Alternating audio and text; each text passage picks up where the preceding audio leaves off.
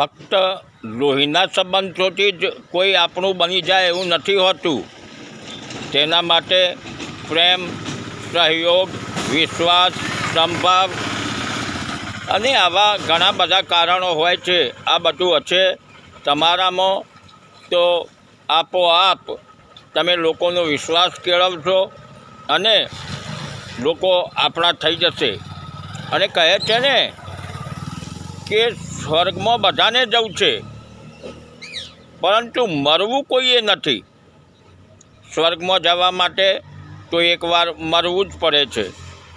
અને આપણને જે કહે છે ને, જે વખાણ કરે છે, જેમ કે પંડિત, મૌલવી, પાદરી, આ બધા વખાણ કરે છે, સ્વર્ગ આવું છે, સ્વર્ગ તેવું છે, તે પણ મરવા નથી માગતા. તેમને પણ મરીને સ્વર્ગમાં નથી જવું.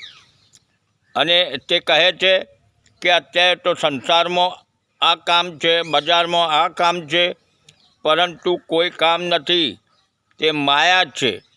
એક દિવસ શ્વાસોશ્વાસ રોકાઈ જશે ત્યારે તો મોત આવી જ જશે.